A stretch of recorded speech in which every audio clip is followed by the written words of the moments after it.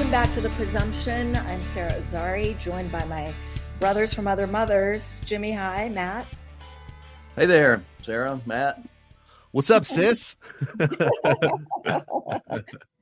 And today we're joined by Naima Cochrane.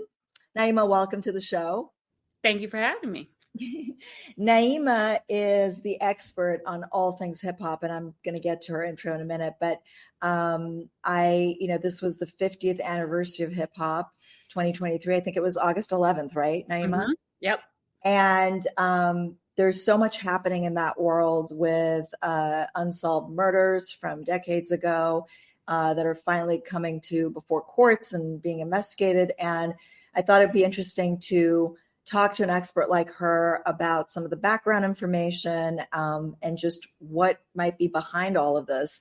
And fun fact, I host a docuseries for Investigation Discovery called Death by Fame. It's going into season 2, starting January 22nd. And so I asked the producer, we had done an episode on Jam Master Jay, and I said, who is the best of the best on all things hip hop? And he, of course, recommended you, Naima. So we're really excited. We're excited to have you here. Naima Cochrane is a music industry veteran, storyteller, and leading voice in Black music and culture, specializing in putting Black culture in context. She spent more than 20 years in the entertainment industry, first on the label side as a marketer, then on the artist management side. Her viral storytelling series, #Music Sermon, prompted a move into music journalism and commentary. Because of her unique experience as both an industry insider and a journalist, she's a sought-after researcher, speaker, and moderator known for deep dives and highlighting connections between past and present. Naima is currently a visiting arts professor at the Clive Davis Institute of Recorded Music at the Tisch School of the Artist at NYU. So again, welcome and happy 50th, or slightly belated, to hip hop, a genre that's been a big part of all of our lives, different generations. It's funny because Jim and I were talking about today, and Jim was like, I don't really know much about all these hip hop artists. And Jim knows. Yeah. But Jim knows everything about everything. All right. I mean, I was 11 years old when it was born, and I didn't even know. So, yeah, what marks the birthday? Well, the reason we use the date August 11th is because there was a back to school party in the Bronx, which is largely considered the home of hip hop, by a DJ called Kool Herc, and the techniques that he used with the turntables, etc., is kind of considered a culmination point of a bunch of cultural touch points that had already been in existence to kind of form what we consider the culture of hip hop from that moment. And for those who aren't familiar with the Bronx in the 1970s, late 60s going into the 70s, it was, a very rough place. Even in New York, it kind of stands separately from the rest of New York City, largely abandoned, burned out buildings, largely ruled by gang culture. And dance parties, hip hop parties were actually considered like a neutral territory for warring gangs to be able to go into different factions, just break it all apart for a minute, just to enjoy the music, which is one of the reasons that hip hop is about extended break beats. They wanted to keep people on the floor as long as possible to keep them away from the idea of violence. Wow. Interesting. Yeah. I'm a big fan of old hip hop. Q-Tip, Tribe Called Quest, and of course Tupac and Ice Cube. And by the way, Jim says he doesn't know. One of the things, the sayings amongst us is you better check yourself before you wreck yourself. That is Ice Cube, Jim. That's Ice Cube. Okay, I know Ice Cube. Ice Cube popularized it. But that's exactly what I'm saying, is that even if you're not listening to hip hop all the time, it just permeates, it's such a permeated part of our history and culture.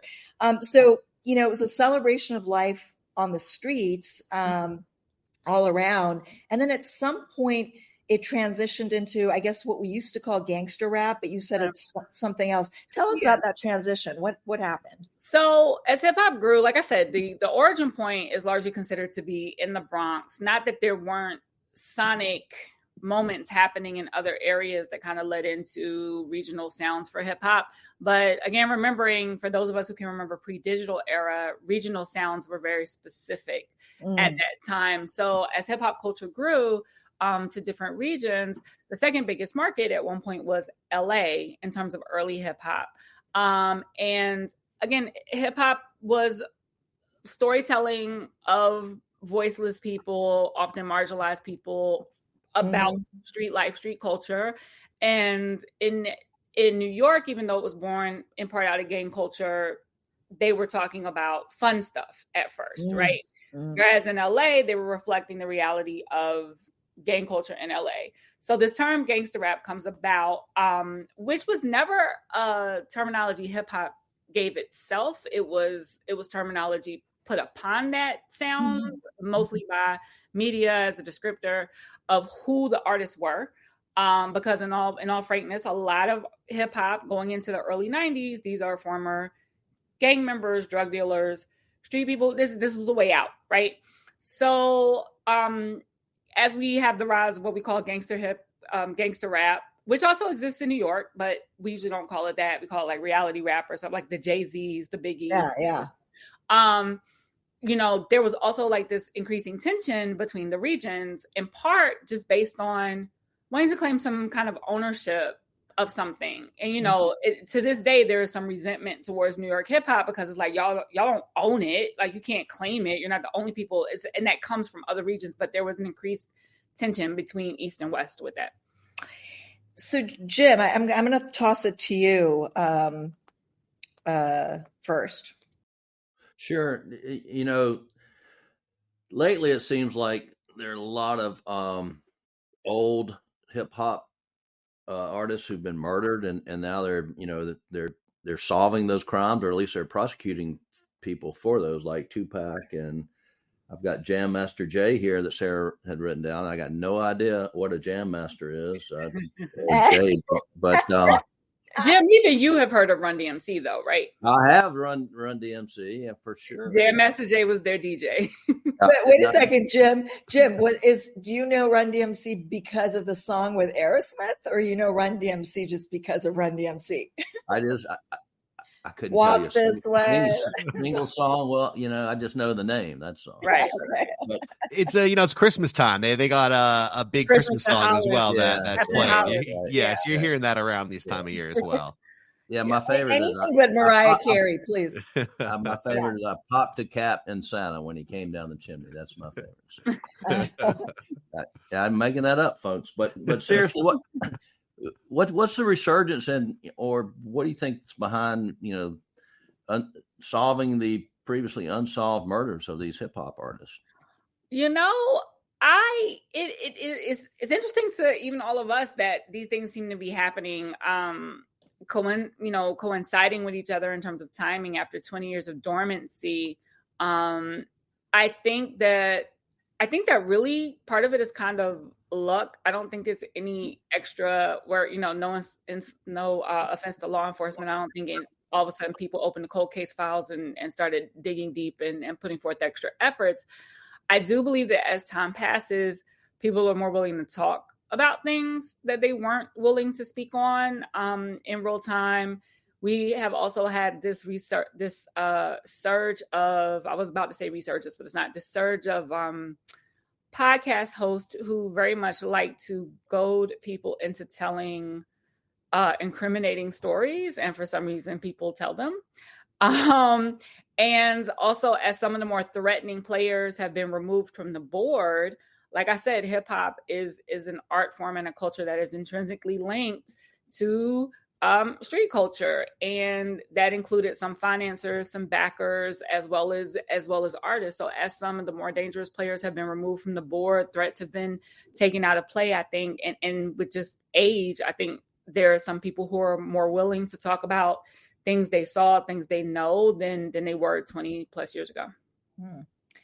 So we're fascinated by the two big headline cases that Jim's referring to.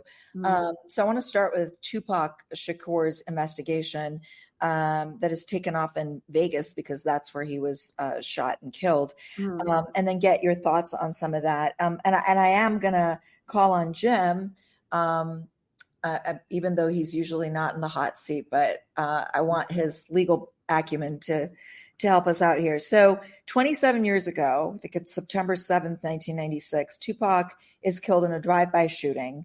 And then finally this year in early October, a Nevada grand jury indicts a guy named Dwayne, is it Kefe D or Keefe D or something? Davis. We'll just call him Davis.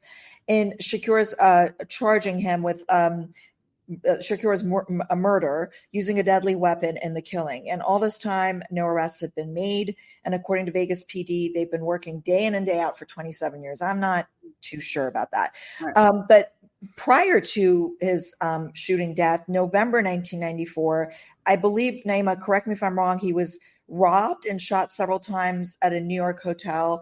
And then 2 years prior to that, in 92, he was wounded in a shooting during a robbery. Or is that the same incident? It's the same incident. Okay. It was actually 1994. Okay. And Pac was robbed and shot actually in the lobby of a Times Square recording studio, Quad Studios. At the time, he was actually on his way to visit a recording session that Biggie and Puffy were in, which is why he assumed that he was set up by somebody who was upstairs because they knew he was on the way. And Pac, it was a turning moment for Tupac. He was very angry after that, and he was very public in insisting that Bad Boy members were behind the shooting, that they set him up, that it was entrapment, whatever. Bad Boy is Diddy's recording label, yeah. That Biggie Smalls was also part of. Right. Okay. So he was insisted that they set him up. And would say it publicly, and it really kind of was the ignition point of the East Coast West Coast feud. Like It was rappers in the feud, but it wasn't really about the music. It was about this, and ironically, Pac is from the East Coast. Pac is from New York, and grew up in Baltimore. So it's like, but he moved out west, and he became known as an artist affiliated with Oakland and then LA-based with Death Row Records. Mm-hmm. So the whole thing is really kind of so convoluted at its root. But I think some interesting background there is that Tupac was also going through personal transformation after he played this character in Juice called Bishop. This was a character in the movie Juice, which was like a hip hop movie. This was a character who kind of went rogue, turned a little psychopathic and maniacal, turned against his friends, was trying to kill his friends, and Pac embraced a level of method acting where he never broke character even after the film was done. And people around him found him a little more erratic, more angry, more violent, and started to become more of like this street figure, which he wasn't really that person before, but he was starting to embody this other nature. And before this, there was a friendly camaraderie between him and Biggie. And once this shooting happens in Quad Studios, like people who will talk about it now will say, like, they even think at some point Pac knew it wasn't Biggie and Puffy, but he needed to fuel his anger because anger was fueling his art. So he just held on to that premise and wouldn't let it go. So life imitates art, as they say. Right. So I jump in with a question on this as well, which is, is MTV responsible for sort of elevating this sort of East Coast, West Coast feud? I can understand the nature of that question. I don't think MTV is so much responsible for elevating the feud as it is that MTV was the largest vehicle that was just spreading hip hop, period, at that time. Because this feud is also going on during like hip hop's commercial rise, right? Like as hip hop is starting to take over everything, TV, movies, branding, fashion, and make its way more into middle America, flyover states, etc. This is happening at the same time that we're seeing this feud. So I can't so much say that MTV is responsible for that so much as it was platforming the entire genre, which also meant that that was part of what was being reported on MTV News, etc. But no more so than any other media that was covering hip hop, you know? That makes sense. So I think Naima answered your next question, Jim, so I can jump into mine. Oh, yeah. I mean, but tell me, so, I mean, the East Coast, West Coast thing, I mean, you think the Tupac shooting was the genesis of that? It feels like it, because honestly, the core of it really was, it became an East Coast, West Coast thing, but it was really a Pac versus Biggie and Puff thing. And because Tupac was signed to Death Row Records, and because Suge Knight was such an imposing figure, and Suge didn't really need a lot of reason to be threatening and to wreak havoc and to be a menace, I think it gave him a reason, right? And honestly, I don't know if it would have gone as far as it did if Pac hadn't become a Death Row signee, and if Suge hadn't been involved. I think he went a long way towards perpetuating it and making it this very big thing where it really needed to be coast versus coast. For example, the 94 Source Awards, 95 Source Awards, which is most famously known as the moment Outkast won Best New Artist, and Andre 3000 said the South's got something to say, which is kind of like considered the marking point of Southern hip hop, really making its mark. Suge stands on stage and is like, if you don't want your producer all in the video dancing, come to Death Row. Or Snoop gets booed and says the East Coast ain't got no love for Snoop Dogg. There's this whole tension happening in that moment. But again, it was really fostered by a Death Row versus Bad Boy, not really like all the artists on the East versus all the artists on the West. But it came very easy to just separate it into those two parties and make it that. I see. Yeah. Got it. So Matt, do you break dance? That's what I want to know. I'm sure there's footage of me circa 1997, the year my bar mitzvah, probably, cutting a rug to some of these very tracks for sure. Well, you break dance depends on what record label you'd go to, right? I mean, well, see, I'm born and raised in LA, so I definitely heard that more, West Coast sound. Yeah. And again, I mentioned the MTV connection because that's really where I listen to any of this kind of music. Yeah, exactly. But I think because I lived in LA, I was totally brainwashed into that culture of West versus East. And I remember telling friends like, oh, these rappers are so much better. And now with 50 years or 40 years in between, you go back and listen to all the things that everyone's saying on both sides, and all the music is like so great. The fact that it all just gets lost in this terrible violence is so sad, because everyone was producing incredible art. Right. It was a high point for the genre and the culture, specifically, but it was a really stressful time for the business of it, because I mean, the East Coast West Coast battle was probably kind of great for fans. It formed alliances, and it had people kind of buy into one side or the other really heavily. And I guess you could say it served as a marketing tool of sorts for certain aspects, but it really did impact the business. It was a stressful time in the business. People were scared. So getting into his shooting death, his murder, a little bit. Davis is the guy that's indicted for Pac's shooting death. He was Pac was in a black BMW that was being driven by Death Row Records founder Suge. I almost represented Suge, but he was going through a lot of lawyers and didn't have any money and was a pretty problematic client, as it turned out. But anyway, I was one of many people who sat down with him at the jail. And they were heading to a nightclub after watching Mike Tyson knock out Bruce Seldon in a championship fight at the MGM Grand in Las Vegas. Following the match, Pac and Suge and some associates get into a fight near the elevator. And that group included Davis and his nephew, Orlando Baby Lane Anderson, with whom Pac had clashed before. There's surveillance video that shows Pac and Suge kicking and punching Anderson. near the elevators. Davis and Anderson are members of the Southside Compton Crips, a Southern California-based gang that was very well known here, that were rivals of Knight's blood-affiliated gang called Ma Piru, I guess. That same night, they're driving down the Vegas Strip in a white Cadillac with 4 guys in the car, and they pull alongside the BMW that Pac's in at a red light. One person opens the door and opens fire from the passenger side of Shook's car. Seated in the passenger seat is Pac, who's shot 4 times, at least twice in the chest. Shook was grazed by bullet fragments, etc. Pac's rushed to the hospital and days later had his lung removed and dies at the age of 25. According to a news presser on September 29th of this year, police say that Davis was sitting in the Cadillac's passenger seat and handed a gun that he had on him to one of the men in the back as retaliation for that earlier fight in the casino at the MGM.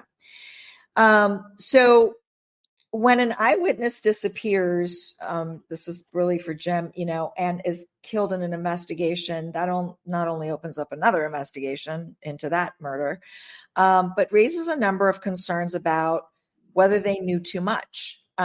This happens. And we don't know how much. Apparently there was, on November 10th of 96, there was a witness in this case, Yaki Gaddafi, who's shot to death. So that's the guy that was the witness that gets killed. So obviously we have an investigation into his death. We don't know exactly what happened and who was involved. But how does that look to prosecutors and to the court, Jim, when a key eyewitness is gone?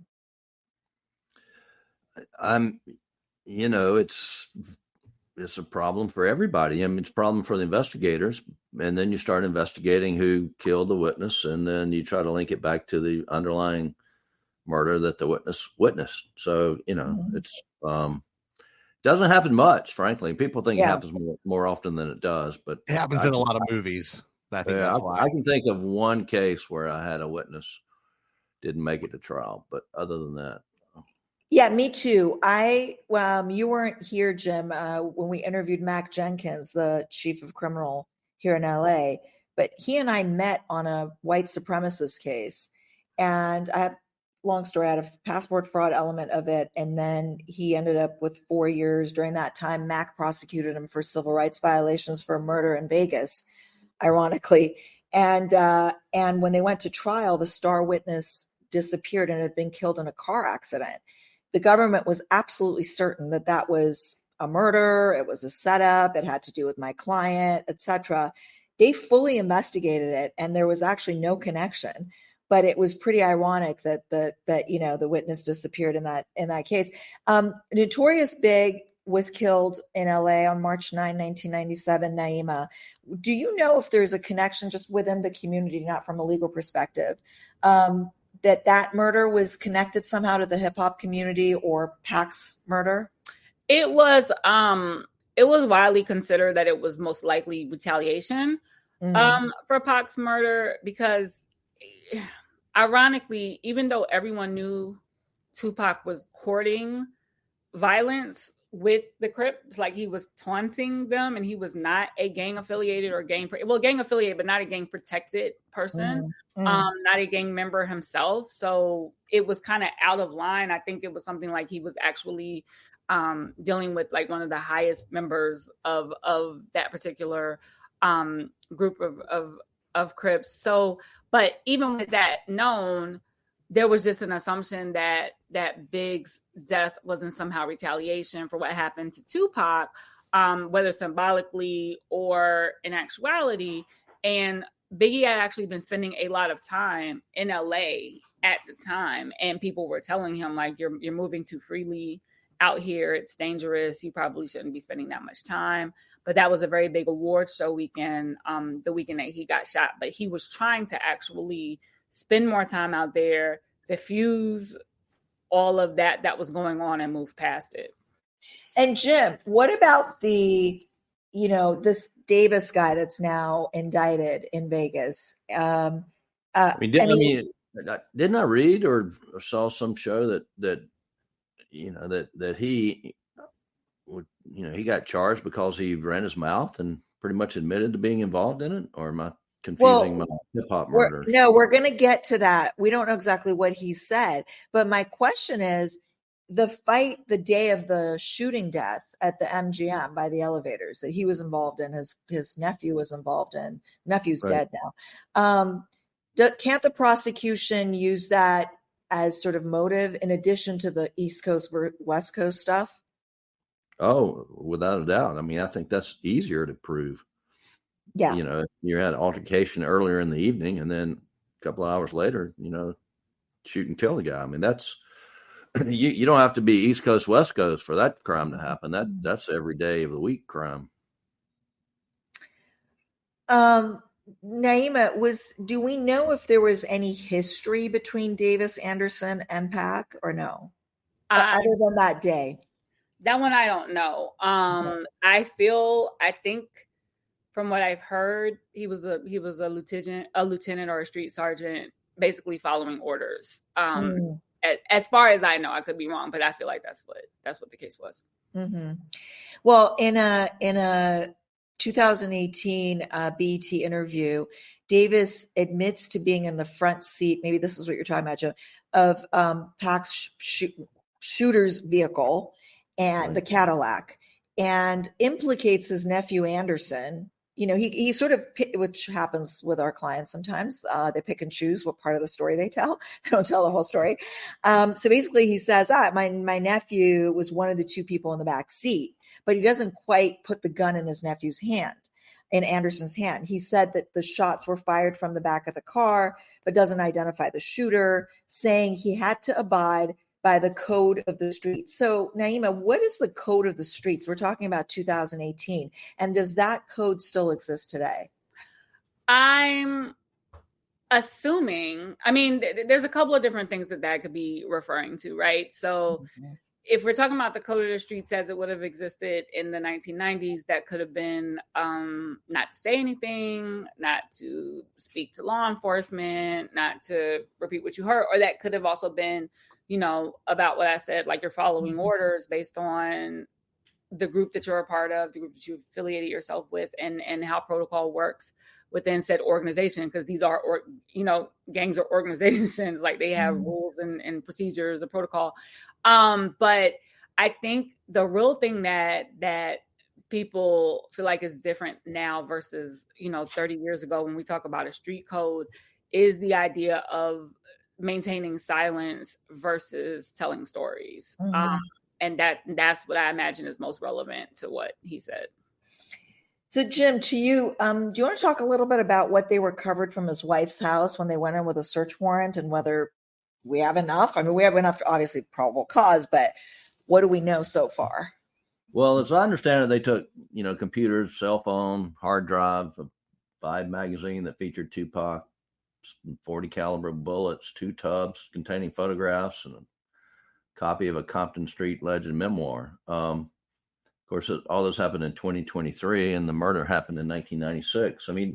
Without digging into it and knowing exactly what's in there, it would be pretty hard to link the two. Although it does sound like Davis, he had previously admitted to being in the front seat of the car, and he's present at the scene of the murders, obviously. So, that's obviously not enough to get you beyond a reasonable doubt. Right. Being present is not enough, basically. Yeah. So, I agree with Jim's analysis, obviously, but there's an old trope, you can indict a ham sandwich because all it takes is probable cause. And pretty much if you have a pulse, there's probable cause. If you're breathing, there's probable cause. So it's real easy to indict, but to get a conviction is a whole nother story. He said when the police apprehended him and cuffed him immediately, he turned around and said, or I think, what did he say? They asked him, do you know what we got you for? And he says, the biggest case in Las Vegas history. Now, I think our listeners want to know whether that's bad or good. To me, that's not a confession.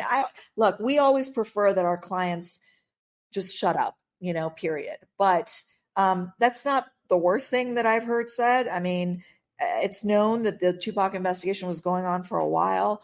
Might be very true that it is the biggest case in Vegas history.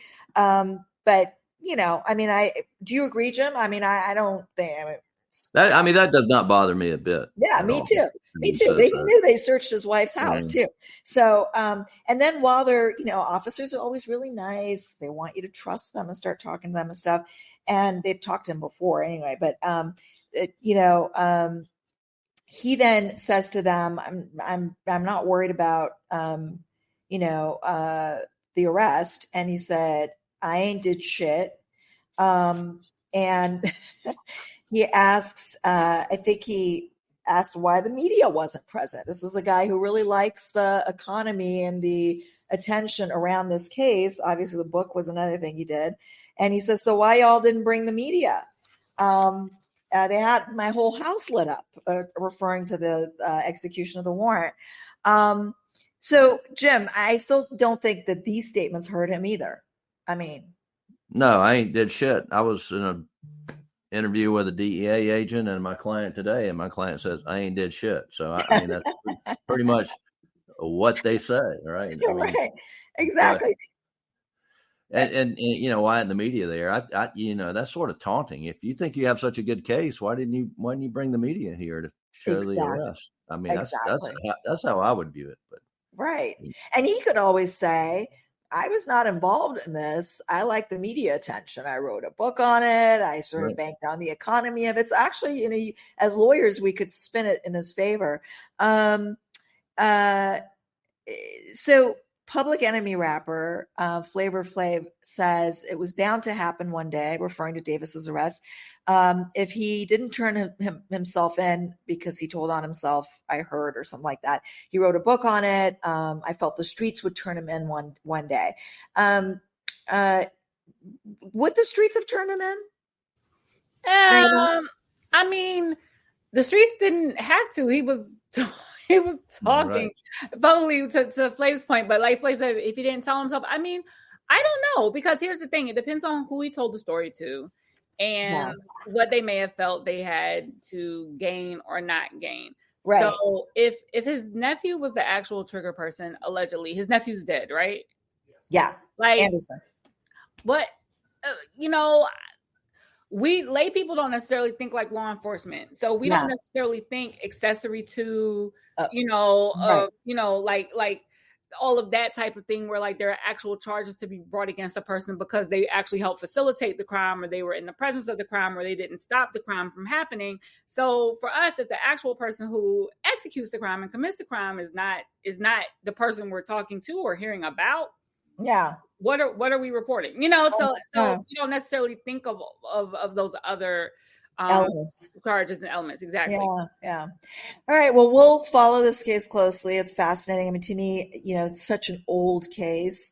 I want to know what they have and how reliable it is, because as time goes by, look, murder doesn't have a statute of limitations, but it's certainly, it's much harder to prosecute a cold case. Memories fade, people die, evidence is not obtainable. So we will follow this as it develops in court. The next case we just want to kind of briefly touch on with you, Naima, is the JMJ, Jam Master Jay, Jim's favorite band, Run DMC. His legal name is Jason Mizell, and he's the DJ of Run DMC. Run DMC was, they consisted of a group of guys. Now, Walk This Way, I think you said that's Van Halen. That's not Run DMC. It was Aerosmith, and then Run DMC. Aerosmith. Okay, never mind. Yeah, and then Run DMC. Oh my God. That's a whole other genre that you don't know. I don't know. You're right. I don't know. But Jim, you're a country western guy. Well, the funny thing is, listen, Jim. I can tell you about the Four Tops. I can tell you about beach music all day long. Okay. Yeah.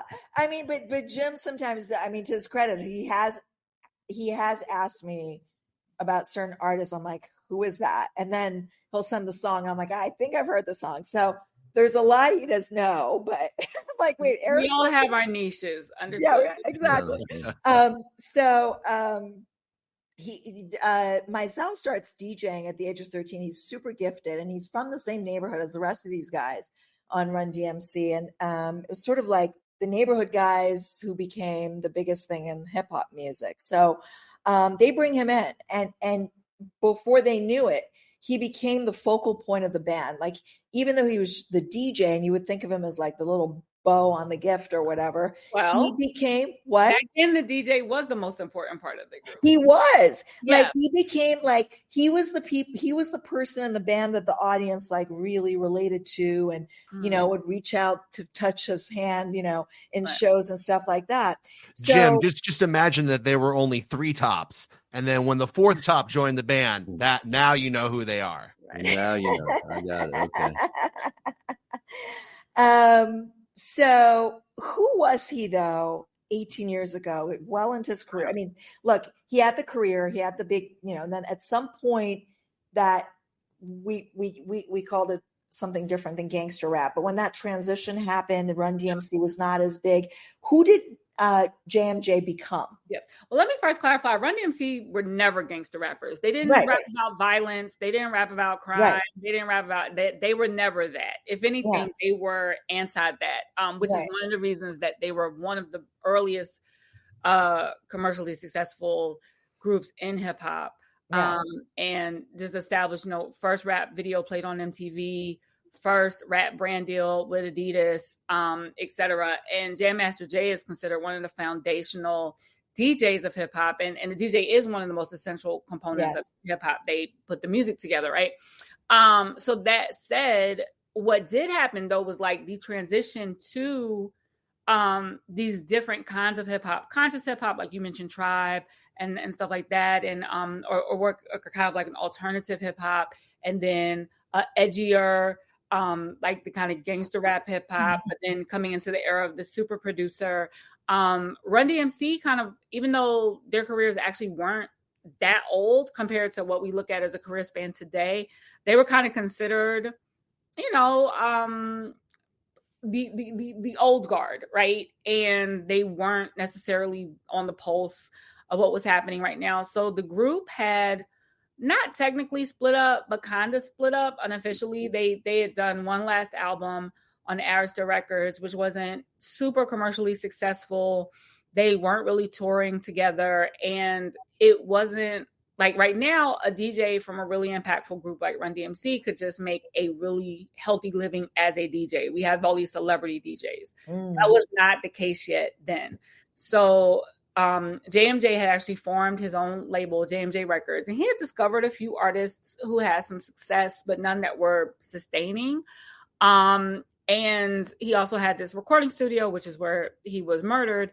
But he was trying to navigate this place between being like this legacy figure and kind of, icon in this genre. And in his personal life, people came to find out after his murder, he was struggling financially. His overhead was huge. He was supporting a lot of people. He was in some tax debt, and he had done a couple of bad deals that were possibly drug related in an attempt to get some cash flow coming in.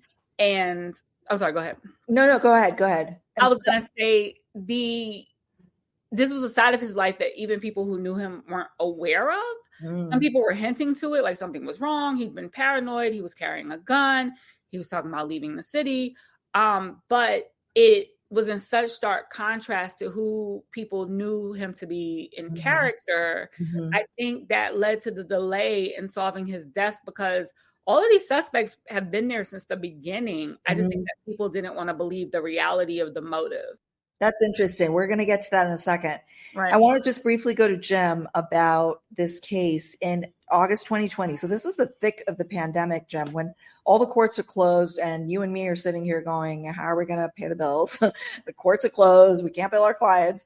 The U.S. Attorney's Office for the Eastern District of Brooklyn indicted Carl Jordan Jr. and Ronald Washington for the murder of JMJ over a drug dispute. Now, typically murders are prosecuted by local prosecutorial agencies like the district attorney's office, the attorney general's office.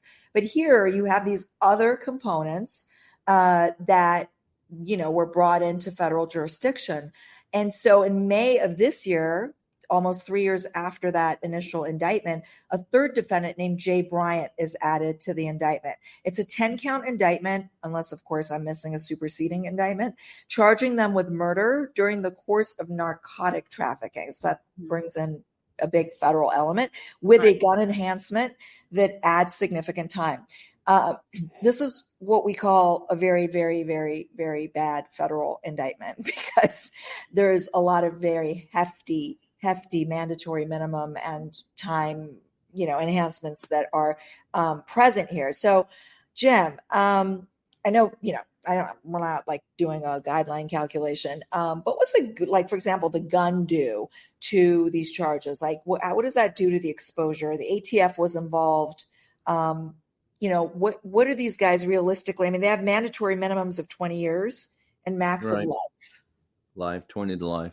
So that's not good, right? I'd have to analyze the indictment, but I can tell you guns and drugs starting in the 80s or been a focus of federal prosecutors and state prosecutors in the federal sentencing guidelines. The guidelines have a lot of enhancements for guns. And if you possess a weapon in connection with the offense, and you don't have to use the weapon. If you just and actually the guidelines say if a weapon was present during the course of any transaction, then you get enhancements in the guidelines. Just pure sentencing guidelines. There are a lot of reductions in the guidelines you just are disqualified from if you have because of the gun. Yeah. Because of the gun. Like here recently in the U.S. sentencing guidelines as of November 1, 2023, they passed a 2-point reduction if you are a 0-point offender, meaning you have no prior criminal history. And so you've led a pretty, at least you haven't been caught, right? Haven't been convicted. But if your offense involves a gun, you don't get that 0-point reduction, criminal history point reduction. And, if you have a gun in your possession as part of your offense and it shows up in your pre-sentence guidelines, there's a really significant program in the Bureau of Prisons, intensive drug treatment program. And you get a year knocked off your sentence if you participate successfully. And it's a very worthwhile program, and it knocks a lot of time off. But guess what? If you have a gun, you can't. You can go through the program, but you don't get the year knocked off. Yeah, so, it's called RDAP. RDAP. And then, there's specific gun charges. So there's something called 924C, which is you use a gun in possession with a violent offense or a drug offense. I mean, that tax 5 years consecutive on whatever sentence you get. So it's a big problem. The message is guns and drugs don't mix. And that, but whether it's gotten, ingrained on the street, I don't think so. And I've had plenty, when I was prosecuting and defending, I've had clients say, if I'd known this, I would have used the gun when they came after me, but. So Naima, I think you answered this question pretty much about, how JMJ at the time that he was murdered, nobody knew, but as it turned out later, it sounds to me like he'd become a drug dealer, right? I think what was happening was he was more like a middleman. He was facilitating relationships. Broker. Yes, he was a broker. He himself was not actually trafficking drugs. He was facilitating connections, relationships, whatever you want to say. So a middleman or a broker. But if I'm not mistaken, either he had involved these two, because one of them was the lookout. One of the suspects was actually just a lookout. Washington, I think, was standing outside the studio. This is the studios in Queens. Yeah, the studios in Queens in a walk up in a building. Right. And so Washington's outside. Yeah. You have to get buzzed in. Right. One of these guys, and it's a father son or something. What? Yeah, the other two suspects, I think, are father son. Okay, but one of these guys' cousin or something was the receptionist who would be looking and letting people in. Right. And what's interesting is she claims, Jim, that she let she let this person in, like her relative, right, into the studio. But then she doesn't really know where the guy went because she dropped something on the floor. So she had to like look away to pick it up. Literally, this is what she said. Yeah. So she missed where he went after she let him in. The next thing she hears is gunshots. So that's like her way of not identifying or saying that she's not a witness. The guy that was on the lookout that Naima's talking about was outside, or conveniently places himself outside and says he never went inside. Yeah. So you've got, but you do have eyewitnesses. And so my question for Jim is like, if we know that eyewitness testimony is one of the most unreliable pieces of evidence. Here we're talking about like 18 years ago. You have DNA at the scene, Jim. You have the third defendant that just got added. His shirt was at the scene. You've got ballistics. And I think, Naima, we have camera footage as well. I think there's camera footage, but the folks were masked, which was part of the challenge. And not to cut in on Jim, but we do have the one thing to note is that there's eyewitness testimony, but there's been consistent testimony and interviews over all this time. Even Washington, like, he has testified, he has talked to reporters, he has, been part of stories on this and actually like throw other people under the bus. Like, oh, I went to the store and when I came back, I saw this person running down the street. So to find out that he was actually the lookout just kind of makes it even more egregious, Mm-hmm. Wow. Yeah. Well, if he was the lookout, Jim, what's his culpability? I mean, the law is, you've heard this, hand of one is the hand of all. And so, it's equal culpable, culpable if he participated in it. And so, so that he can get the same type of sentence that the person who pulled the trigger. He sure qualifies for it. I mean, so he gets convicted. He can get convicted of murder if conspiracy to commit murder and or murder. Frankly, if he's a lookout for a murder, would he get the same sentence? I mean, that's where you start weighing culpability, and those people get less time than the murderer. But there have been cases where the lookout got the death penalty and the trigger guy, cooperated and didn't. I mean, there have been those cases. Mm-hmm. Totally the opposite of what you would expect. Yeah. So bizarre. So I got a question. So hip hop seems to, I guess you would say this was hip hop. You may correct me. There's a Super Bowl, a lot of hip hop artists last year, and I can't turn on the TV with watching a show without seeing Snoop advertising for Corona beer, and it seems just so mainstream now. And I don't. Is the violence out of hip hop? Is there no more East Coast, West Coast? Well, no, the East Coast, West Coast definitely was deaded quite some time ago. I think that as a culture, the one thing that the deaths of Tupac and Biggie, as tragic as they were, because we're talking about two 25-year-old men, which is insane when you really think about it. As tragic as they were, one thing I think they did serve to do was give everybody a moment to be like, okay, this has to stop. This has to stop, because we are losing. It's one thing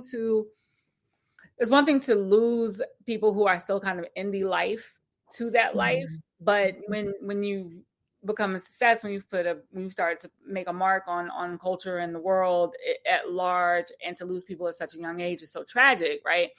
And it really kind of, I think, shook up the business and fellow artists, executives, et cetera, to say, okay, we gotta have a turning point, because it was impacting everybody. It was impacting you if you worked in an office. It was impacting you if you were a recording artist, et cetera. And it also, even though it also did open up a lane for other regions to come and participate a little bit more in hip hop. But that said, to answer your question, Jim, I think people got older. The culture got older. It's kind of like how once upon a time, rock and roll was considered dangerous for kids to listen to, and you're going to get all kinds of crazy ideas, and you're going to, smoke dope, and you're going to do whatever. And now rock is mostly like an age, more like, mellow, middle age. Exactly. Me too, actually. So we're talking about like the evolution of a culture. Now, what I actually will say is that there is an element of street violence that is finding its way back into hip hop with drill rap, which is becoming a huge problem. But the point that people seem to kind of be going in circles on is the chicken and egg of it all. Like, is hip hop actually like perpetuating violence, or is it just that there are people who are already involved in violent lifestyles who then become hip hop artists, right? Like, is it the culture's fault, or is it just a matter of people who come into the culture come from this background? It is not as prevalent as it was in the 90s, because there are plenty of hip hop artists who, do not come from poverty or lower income housing or the projects or jail or whatever. There are people who come from 2-family middle class suburban homes who are part of this now. So it's just changed. This broadness and it's changed. I wouldn't say it's completely gone, but it's also, again, it's not so much about hip hop itself. It's about the people who become hip hop artists. Go ahead. Let me jump in. The what little hip hop I do see and listen to, there's a lot of I don't want to say degrading, but it's very sexual. It's very the disrespectful to women, if I may say. And are there any women hip hop artists? Or is it all there are many. There are not as many. Give me one. Yeah. Well, there's Megan Thee Stallion, there's Cardi B, there's Nicki Minaj. Cardi B and Nicki Minaj. There is now. There's Remy Ma. Lil Kim is still around. There actually is a bigger class of what we might call like a new class of female recording artists than there's been possibly ever, at least in the last 20 years. There was a dearth for a minute where there didn't seem to be women who could break into mainstream hip hop. They were kind of relegated to underground and niche, but we are having there have been more women on the charts, more women rappers on the charts in the last couple of years than we've seen in quite some time. So that part seems to be growing and at least becoming a little bit more healthy, but it's not the same representation as men by any means. But there's also not in any musical genre the same representation of women as there is. Yeah, that's true. But it is the conversation about misogyny and sexism in hip hop is as old as the genre itself. Right. And it's something that we are still grappling with, especially in the Me Too movement era. Yeah. There is a, better, you do better mindset. But again, hip hop is a very, at 50 years old, we have a lot of different things to contend with and a lot of unlearning to do and changes, to make still. And I think it becomes a little. Song, what were you referring to, for example? Who, me? Yeah. Oh, I can't repeat. The disrespectful. What? I mean, it's pretty general. Jim could be like what? Like which? Oh, you're just saying generally. Yeah. Just some of the music that I've heard. I've just turned the channel because it's. Oh, I see. Because I gotta say though, but I was gonna say that because I love Lil Kim. But I remember Naima, I can't remember who the male artist was, but there was a song back in the day. They essentially responded to each other in these two songs, and it was raunchy.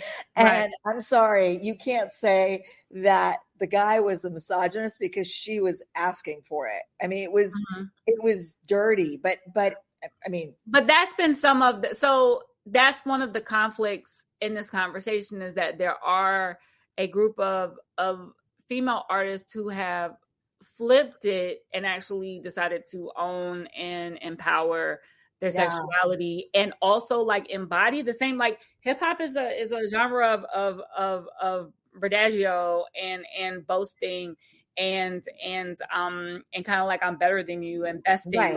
So women, there are some women who have just kind of been I'm going to embody the same energy that the men do and flip it a little bit. And it's who was the guy that do you know which song I'm talking about? I feel like you're talking about Kim and Big. I think so too. I was going to say it might be Biggie because it was almost like she was topping him. Yeah. He was like, I'm going to throw you on the ground, blah, blah, blah, blah, blah, whatever. Right. And she was like, oh, no, bitch, I'm going to do that. You're probably talking about, I feel like you're probably talking about Kim and Biggie. And I mean, yes, it's so. but it's also something that, ironically, even male rappers who themselves can be very explicit in their rhymes are like clutching their pearls, like our women are talking about. It's like, come on, man. Like it's turnabout is fair play.